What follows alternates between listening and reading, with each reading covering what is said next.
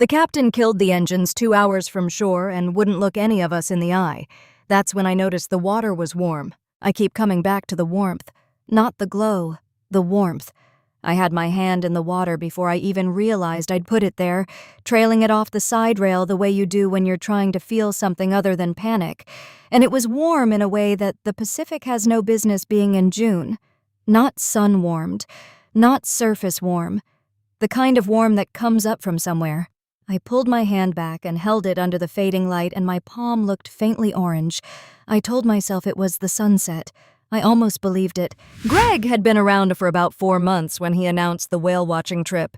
He said it at dinner, just dropped it, the way he dropped everything, with this big, flat grin like he was waiting for applause.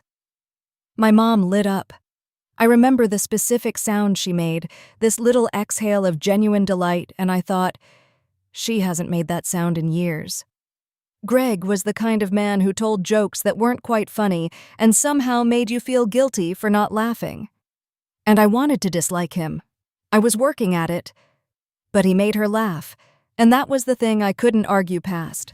My thalassophobia is not about sharks. People always think it's about sharks. It's about the dark. It's about the fact that the ocean goes down and down and down, and at some point the light just stops, and whatever is living in that blackness has never needed to be seen by anything. I hate not knowing what's below me. I hate that the surface looks like a ceiling from underneath. My mom knew all of this. She'd held me through panic attacks at the beach when I was 12. She knew, and she said yes to the trip anyway, and when I told her I didn't want to go, she said, "It's just 2 hours out. You won't even see the bottom." The drive was 2 hours, and Greg talked for most of it. Not about anything, just noise, the way some people fill silence like it's a wound they're dressing. I sat in the back with my earbuds in, but the music off, watching the highway flatten out, and then, slowly, the ocean appeared on the horizon. Just a line at first, then a wall, gunmetal gray and huge and absolutely indifferent. My mom reached back once and squeezed my knee without turning around, a quick little pulse. I know. And I stared at that horizon and told myself I was an adult, and adults did things they didn't want to do all the time. I almost made it convincing. Captain Dave ran the safety briefing like a man reciting something he'd memorized so long ago it had stopped meaning anything to him. Life jackets, muster points, the rail height, the weather report. His voice was steady and warm and completely empty behind the eyes. He checked his watch twice before the last passenger was even seated. Jonesy, his deckhand, was coiling rope at the stern the whole time and never once looked up at any of us. 8 passengers in all? I counted because counting things is what I do when I'm trying to hold it together. 3 tickets, Greg had said, his treat. He'd said that with the grin, too. The woman named Philippa found me before I found a place to stand. Red hair in a braid, green waterproof jacket, the kind of person who introduces herself with a handshake and means it. She asked if this was my first whale-watching trip, and I said yes, and she said hers too, and that she'd read that June was the best month for gray whales. I let her talk. It helped. The other passenger I noticed was older, settled at the far rail before anyone else had sat down, already reading. Yellow raincoat, silver locks, reading glasses on a beaded chain. She didn't introduce herself to anyone. She had the energy of a person who already knew where she was going and had decided small talk wasn't part of it. The moment the engines opened up and the dock started to shrink, something inside me just compressed. That's the only word for it. I gripped the rail and watched the shore pull away, and there was this specific second where we crossed some invisible line, and I could feel the water depth increasing beneath me, even though I couldn't see it, even though nothing had changed. The horizon spread out on every side like the world had unzipped itself flat. My breathing went shallow and fast, and I counted the other boats on the horizon. 3, 2, 1, then none. Just us. The water was dark and deep, and the surface rocked the hull with a slow, patient rhythm, like something breathing under there. My mom pulled me to the side of the deck, and her voice was that specific kind of quiet that's actually louder than shouting. She said I was making a scene. I said I was standing still. She said people could see my face, and I said, "What do you want me to do about my face, Mom?" She gripped my arm just above the elbow. Not hard, but the kind of grip that means I need you to cooperate right now. And she said Greg had bought these tickets weeks ago, that he'd done this for us, that I could hold it together for 4 hours. I pulled my arm free. I said I never asked him to.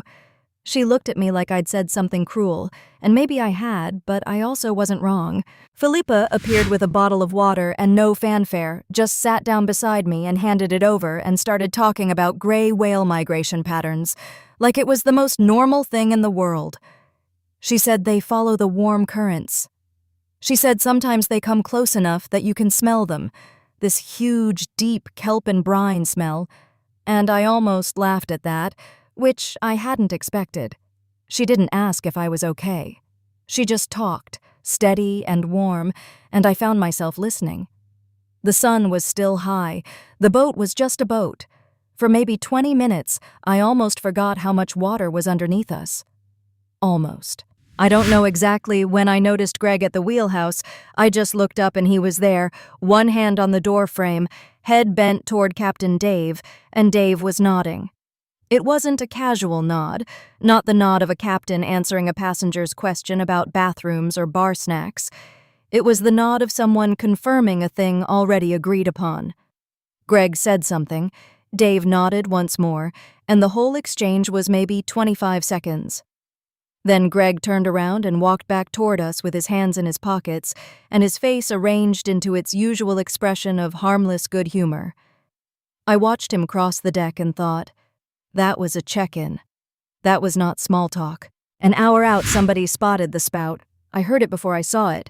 This collective inhale from the other passengers, everyone moving to port at once. And then I saw it, a gray plume on the horizon, maybe a quarter-mile out. The whale surfaced once, slow and massive, the curve of its back breaking the line of the water, and then sliding under again like something the ocean was swallowing. It was extraordinary. I'm not going to pretend otherwise. For one moment I forgot the depth and the dark and the open water on every side, and I just watched this enormous living thing breathe. Philippa grabbed my arm and said, there, and I was already looking. It was the only moment on that boat I was glad to be there, and then the whale dived and didn't come back. We waited. Everyone stayed at the rail. A minute passed, then 2, then 5, and the surface where it had been was just water again. I told myself whales dove for a long time. That was normal. What wasn't normal was the moment I looked up and saw the wheelhouse. Dave was in there, and the wheel was moving, not to hold position, to turn. The boat was coming about, quietly, angling away from where the whale had gone down, as if we were deliberately leaving that patch of ocean behind. Nobody announced it. The horizon shifted. We were heading somewhere else, and no one had asked us if that was okay. Jonesy had been fine earlier. He'd answered one passenger's question about life jackets, pointed another toward the bathroom, done the small human things a deckhand does. But sometime after the whale dive, that stopped. He positioned himself at the stern with his back to all of us, arms loose at his sides, and stared at the water behind the boat. I watched him for a while from the bow. He wasn't scanning the horizon, wasn't doing a task. He was watching something in the wake, or below it, with the patient attention of a man waiting for something he expected to arrive. At some point, he felt me looking. He turned his head, found my face, and looked away first. Quickly. Like I'd caught him at something. The engines didn't sputter or warn you. They just stopped. One moment the deck was humming with that constant low vibration you stop noticing after an hour, and then it wasn't. And the silence was so sudden and total that I felt it in my teeth. The boat rocked in the quiet. Someone said, "What happened?" And someone else said, "Are we okay?" And then the intercom crackled. Dave's voice, exactly as calm and empty as it had been during the safety briefing, and he said, "We'll be holding position for a while." That was it. Nothing about what position or why or for how long. Just the crackle of the speaker, and then the wind and the water, and the boat sitting completely still 2 hours from any shore, and the sun already starting to sink. The passengers clustered near the seating area, and the questions started. Reasonable ones, the kind you ask when you're still trying to be polite about something that doesn't feel right.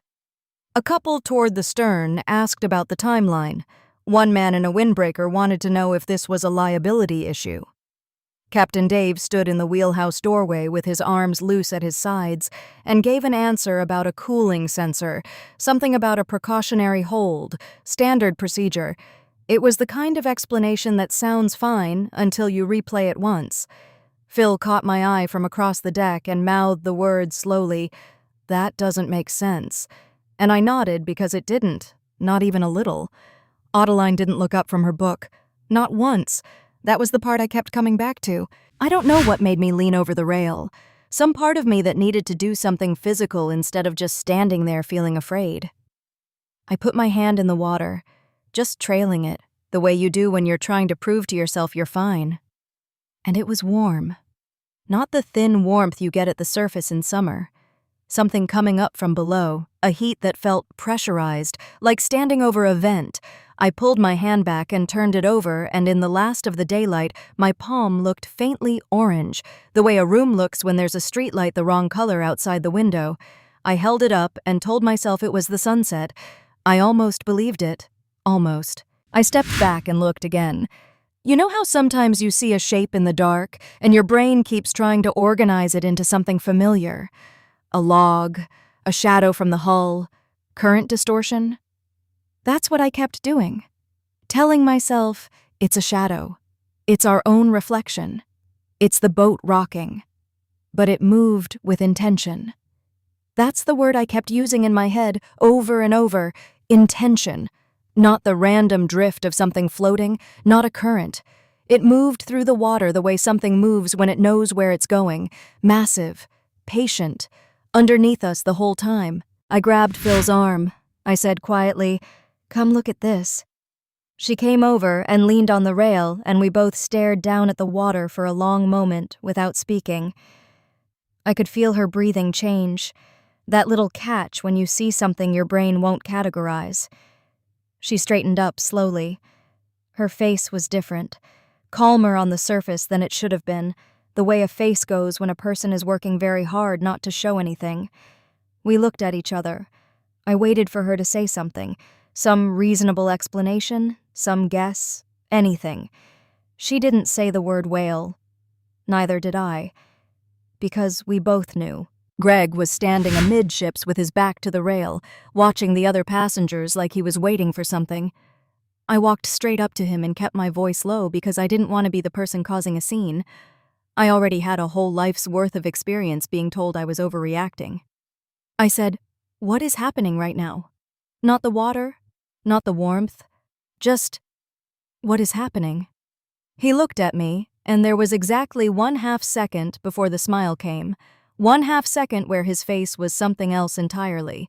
Then, "It's fine, Drift. This is the whole point." He said it like it was nothing, like I was asking why we stopped for gas. The whole point. I said it back to him and watched his face do the thing faces do when a person realizes they've handed you something they meant to keep. The smile didn't drop.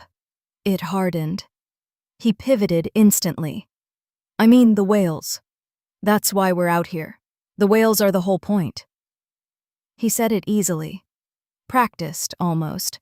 But the original version was already out there between us, and we both knew it, and we both knew the other person knew, and the pretending we were doing was just a performance now. I looked at him for another second. He met my eyes and held them with the specific calm of someone who has done that before, outlasted someone's gaze, waited for them to look away first. I looked away. Then the water started to glow. There's no other word for it. Not shimmer, not reflect. Glow from underneath, a deep, diffuse orange that spread slowly outward from beneath the hull like the boat was sitting on an ember. Someone at the port rail actually laughed. A real laugh, delighted, the way you laugh at something genuinely beautiful before you've thought about it. And it was beautiful. I want to be honest about that. If I'd seen it from a pier or in a video, I would have called it stunning. But I was standing on a boat that had been stopped in the dark for reasons nobody would explain, with warm water and a shape I couldn't name underneath me, and the glow just made all of that worse. beautiful and wrong at the same time. Dave came out of the wheelhouse with a tablet, not to check on the passengers, not to explain anything. He walked directly to the stern rail and angled it down at the water and started shooting, methodical, moving a few feet left, shooting again, moving back, the calm efficiency of someone running a job that has a protocol. Jonesy was beside him with a small white cooler I hadn't seen before, the kind you'd use for medical samples. Neither of them spoke. Dave's navy cap, his dark windbreaker, the patch on his left shoulder. I noticed that patch for the first time in the orange light. I couldn't read it from where I was. I started walking toward them. Ottoline closed her book. I saw it from across the deck. The deliberate way she did it. No dog ear, no losing her place. The kind of close that means you're done for now because now is the time for something else. She stood, and she walked to the stern, and she positioned herself beside Dave without a word of greeting. He looked up from the tablet and nodded. Not the nod you give a fellow passenger who's wandered over, the nod you give a colleague who's arrived on time. Jonesy stepped aside to make room without being asked. There was a choreography to it that no one else seemed to notice, or everyone noticed and decided not to say anything, which is its own kind of answer. I grabbed Phil. I said, "Did you see that?" She had. I could tell by the way she was already not looking at the stern, the deliberate non-looking of someone deciding how much they want to know. I said we needed to find out what was in that cooler. She looked at me, and then she looked at the stern, and then she looked at her own hands for a moment. "Drift," she said. "Just my name. The way people say your name when they're about to disappoint you with something that sounds like reason. Let's just see how it plays out." I dropped her arm. Phil, who'd been my one person on this boat for the last 2 hours, was choosing to look away. I understood it. I hated that I understood it. Jonesy was crouched over the cooler when I walked up. I stood in front of him and waited until he looked at me, which took longer than it should have. "What is the glow?" I asked. "Bioluminescence," he said. Flat, immediate, the word of someone who's had to say it before. "Okay," I said. "Why is the captain photographing it on a company tablet during a whale-watching charter?" He went still. Not nervous still, not caught still, just still, the way someone goes still when they've been instructed not to answer a specific question, and they are honoring that instruction. His hands stayed on the cooler lid. He looked past my shoulder. He didn't say a word. That silence was the most honest thing anyone on that boat had told me all day. I pulled out my phone. My first instinct was still to call someone. My brain was still running on normal world logic, like there was a person somewhere who could fix this if I could just reach them. No signal. Not one bar. I held it up, walked 2 steps left, walked 2 steps right. Nothing. And then I remembered. I hadn't had signal for a while. I'd checked my phone an hour out and figured it was spotty. Now I understood it had been gone the moment we cleared the harbor, clean and complete. Greg was watching me from across the deck. His expression was mild, almost sympathetic. He said, "Reception out here has always been terrible." He said it like he'd said it before. He probably had. Ottoline came to me. I didn't go to her. She came to me, crossing the bow of the boat with the unhurried authority of someone who has nowhere more important to be. She was holding a folded document, white paper, creased in thirds like something out of an envelope. She held it out to me, and I took it because my hands moved before my brain did. "This covers what you've seen tonight," she said. Her voice was the same warm, measured voice she'd used when she said hello boarding. "It's standard." I looked down at it. I looked up at her. The reading glasses were back on her face. The yellow raincoat was open at the collar, and there was a lanyard underneath. Company badge, small logo, blue text I couldn't read yet. She wasn't a passenger. I unfolded it under the bow light. The letterhead was a pharmaceutical company, a real name, clean serif font, a coastal research address. Below that, Marine Thermal Survey, Non-Consensual Observation Witness Acknowledgement. I had to read that phrase 3 times. Non-consensual observation witness, which meant they had a name for what I was. A category. There was a clause about proprietary research methodology, one about digital device management during survey events, and at the bottom of the first page, my name. My full legal name. Printed there before I ever set foot on this boat. My hands started shaking before I finished reading. Not from cold. The ocean wasn't cold at all. I said his name once, just once, flat and clear, loud enough that everyone on that deck heard it. Greg, tell me what this is. He looked at Renata first, like she was the one who needed to forgive him for what he was about to say. And then it came out in pieces, the way confessions always do. The debt, the charter company, the arrangement. He'd owed them money. He wouldn't say how much. And they'd offered him a way out. Bring a group, real passengers, booked through normal channels, people who'd ask questions too late. He said it fast, like speed made it smaller. My mother didn't yell.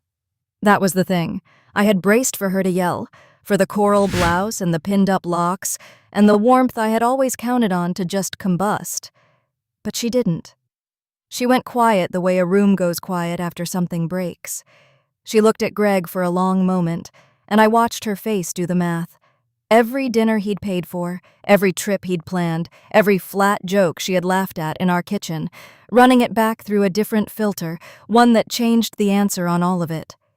She didn't touch him. She didn't speak. She just turned and walked to the far end of the bow and stood there with her back to him. I had my real phone in my hand when Jonesy walked the deck asking everyone to surrender their devices. "Signal interference with navigation equipment," he said, like that was a sentence that explained anything. I'd already switched it to airplane mode and taken one shot. One. Angled down over the rail at the water, dark and blurred and barely anything at all, just a smear of orange in the black. Then I grabbed Greg's backup phone from his jacket pocket while he was still talking, and I handed that one to Jonesy with a steady hand that surprised me. My own phone went under my foot inside my left sneaker. I tied the lace tight. Nobody looked at my shoe. The glow went out the way a fever breaks, not all at once, but in stages, the orange fading from the edges of the hull inward, until the water was just water again, black and cold-looking even if it wasn't. Dave came out of the wheelhouse and stood at the stern and checked his watch, the third time I'd seen him do it that night, each time with the same expression, the way you check a clock not because you're waiting, but because you're confirming. "That's it," he said. "We're done here." And there was relief in his voice, genuine private relief that had nothing to do with us. He moved to the ignition panel like a man clocking out. 2 hours back in the dark. Nobody spoke, not in the way that means there's nothing to say, but in the way that means everyone is saying it to themselves instead. Renata sat at the bow, alone, the NDA folded in my jacket pocket, the paper edge pressing into my ribs every time the boat rocked. Phil was somewhere mid-deck. I caught her eye once and she looked away fast, and I understood that she'd made her choice. Whatever it cost her to feel safe, she'd pay it. Ottoline sat at the stern the whole way back, watching the wake. She didn't look at me again. The dock lights appeared on the horizon before anyone said a word, and they didn't feel like rescue. They just felt like the end of the part I was supposed to see. The crew was off that boat in 4 minutes. I counted. Dave tied the stern line himself, Jonesy took the cooler down the gangway, and then the dock building's light came on, and then it went off, and then their cars, 2 of them, no markings, were gone. No thanks for coming, no hope you enjoyed. 8 passengers standing on a pier at 11 at night with nowhere to put what had just happened. One of the other couples was already arguing quietly near the parking lot gate. The charter boat sat there rocking on the black water like it had no memory of any of it. Greg said her name twice in the parking lot. "Renata! Renata, just let me—" And she kept walking. She had her keys out before she reached the car, the remote beeping the locks open with a sound that felt final in a way he clearly heard too. He stood there by the passenger side of his own car, the khakis, the blue polo, the sunburned neck, with nothing left to be. I looked at him once before I got in beside my mother, And the thing I remember is that he didn't look like a villain. He looked like someone who had told himself a very small lie a very long time ago and just now hit the end of what it would cost him. She didn't turn the radio on. I didn't ask her to. We drove the whole way back on the highway in the dark with just the engine and the tires and the occasional sweep of headlights from the other lane, and that was enough. That was exactly the right amount of sound for what we both needed. She asked me once, about 40 minutes in, without looking away from the road, "Are you okay?" I said yes.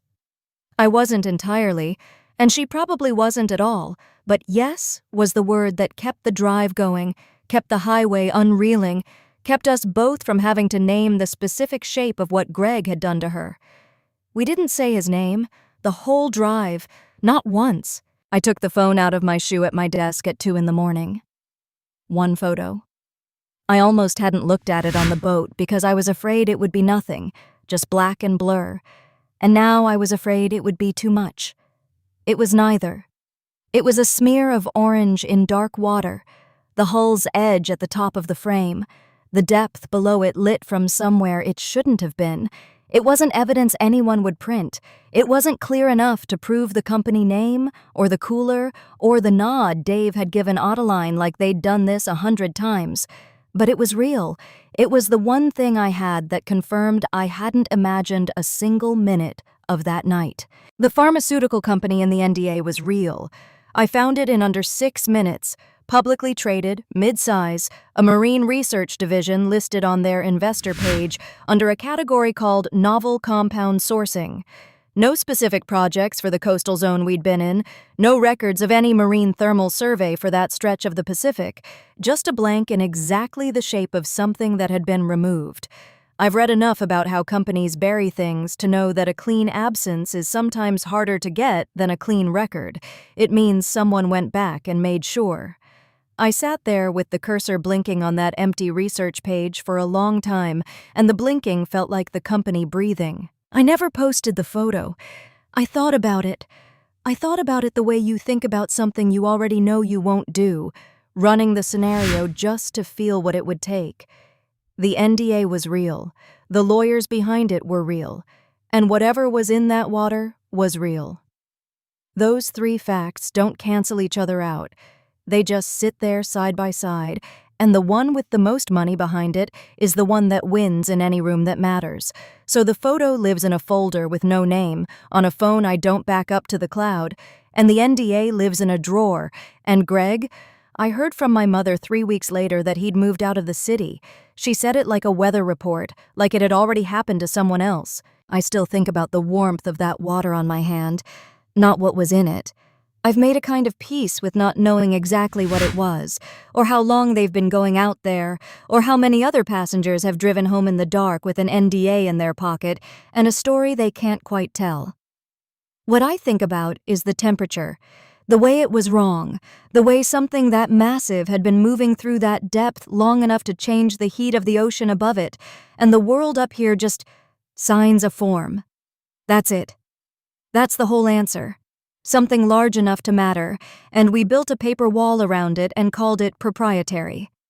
Keep that photo. Keep it somewhere with no name. Drift kept that one blurry photo and never posted it. Would you have signed the NDA or risked it?